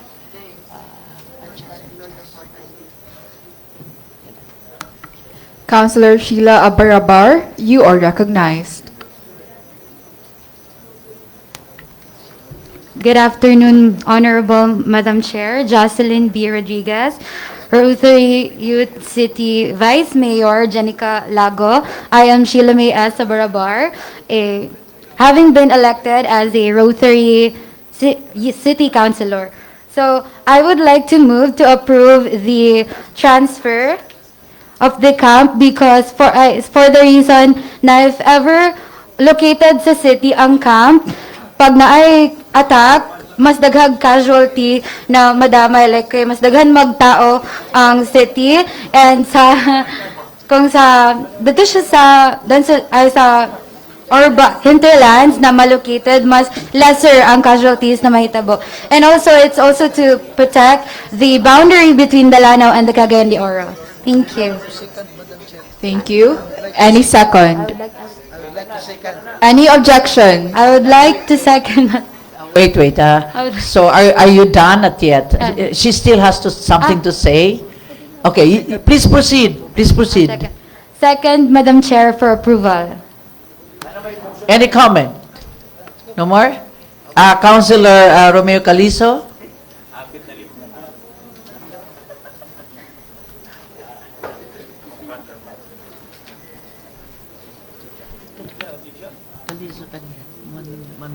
Councilor Vaj Montedondo, you are recognized. Thank you, Madam Chair. On item 15B, Madam Chair, I move to amend. Instead of Armed Forces of the Philippines, it should be Department of National Defense. Okay, there is an amendment. Any second? Oh, Councilor Romeo, you wanted to say something? Just to clarify a bit, Madam Chair, why the Department of National Defense instead of the Armed Forces of the Philippines? It shortens our staff work because the Department of Defense is the deciding arm of the Office of the President in terms of transfer of camps. The DND can just direct the Armed Forces of the Philippines for the transfer of this camp, Madam Chair. Because if we go a little bit lower, again, it will now lengthen the process, Madam Chair. Okay, there's this amendment. Any second? Objection? I hear none. Motion is hereby carried. Let's go back to the main motion. Approval for the main motion? No objection? Okay. Second? No objection, so motion is hereby carried. Move to approve. Move to approve for second and final reading. Any second? Any objection? I hear none. Motion is hereby carried. May I introduce additional item, Madam Presiding Officer, to adopt the transcript of the proceeding, that all the motions placed by our counterparts be considered official, as if the members of the regular members of the City Council placing the said motions, and if there is no objection, I move to include the same. Any second? Any objection? I hear none. Motion is hereby carried.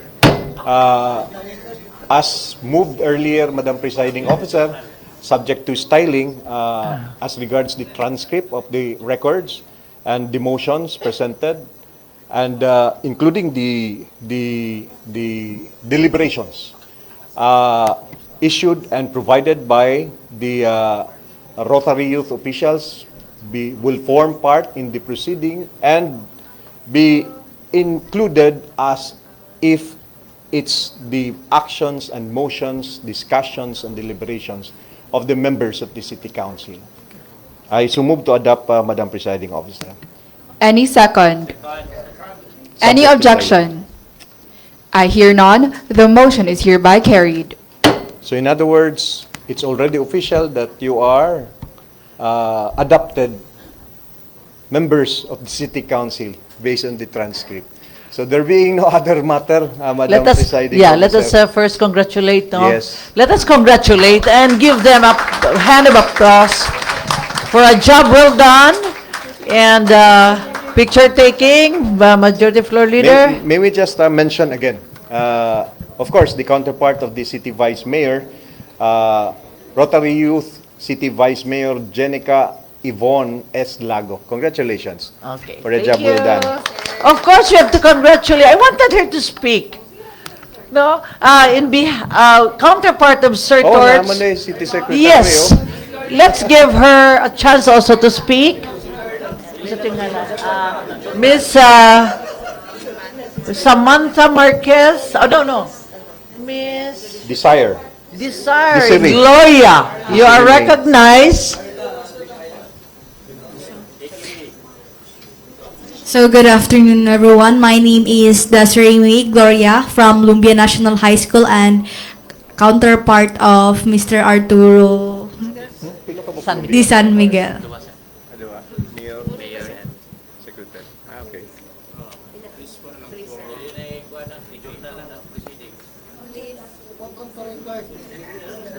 Okay na? Okay. Okay na? May we also thank my counterpart, Of course. Rotary Youth City Councilor Michael Anthony P. Aliusada for a job well done. So Yes, yes, of congratulations. course. Mura sa check majority. Floor leader. May I again mention the counterpart of Councilor Lordans 1, Rotary Youth Councilor Samantha Margaret Marquez. I mean, Agas 1. Aga. Birthday ra ba? Birthday ra ba? Birthday boy. So, okay ra ko sa objection niya. Kay birthday niya. Anyway, Okay. the counterpart of Councilor Roger Abaday, Rotary Youth Councilor Kyle Gabriel Rebella. The counterpart of Councilor J. Roa Pascual, Rotary Youth Councilor Hana Safia M. Pascasio. The counterpart of Councilor Amy Rose Moreno is Rotary Youth Councilor Shamina Faith B. Moarjani.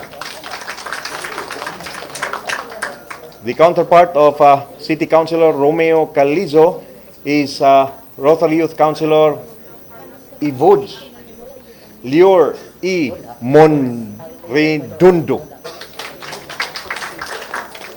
The counterpart of Councilor George Go King is Rotary Youth Councilor Therese Micah P. Chavez. The counterpart of City Councilor Jose Pepe S. Abo Jr. is Rotary Youth Councilor Zoe Gabriel G. Blanco. Asya de ang Zoe. Joey ug Zoe. Okay. The counterpart of Councilor Malvern A. Esparcia is Rotary Youth City Councilor Mitch Andrea D. Macalulot. The counterpart of Yevona Yasini B. Imano is Rotary Youth City Councilor Rica May B. Sugano. The counterpart of City Councilor Maria Lourdes S. Gani is Rotary Youth City Councilor Antoinette L. Mahinay. The counterpart of City Councilor Joylene Mercedes L. Balaba is Rotary Youth City Councilor Monique Alferez. The counterpart of City Councilor James K. Judith II is Rotary Youth City Councilor Hero Bermoy Napisa Aslang. The counterpart of the presiding officer pro tempore City Councilor Edgar S. Cabanlas is Rotary Youth City Councilor Sashi Ley Arcadio. The counterpart of City Councilor Christian Rostico M. Achas is Rotary Youth City Councilor Sheila May S. Abrabar. The counterpart of City Councilor Suzette G. Magtahas Daba is Rotary Youth City Councilor Win Dorothy Thea Sitan. Pariyag height. The counterpart of the Liga ng mga Barangay President, City Councilor Yan Lam S. Lim is Rotary Youth City Councilor Stephen A. Yu. The counterpart of SK Federation President, City Councilor John Michael L. Seno is Rotary Youth City Councilor Giselle Masterson D. Ravidas. Earlier, as announced by the Vice Mayor, the counterpart of City Council Secretary Arturo D. San Miguel is City Secretary, Rotary Youth City Secretary Desiree May R. Igloria.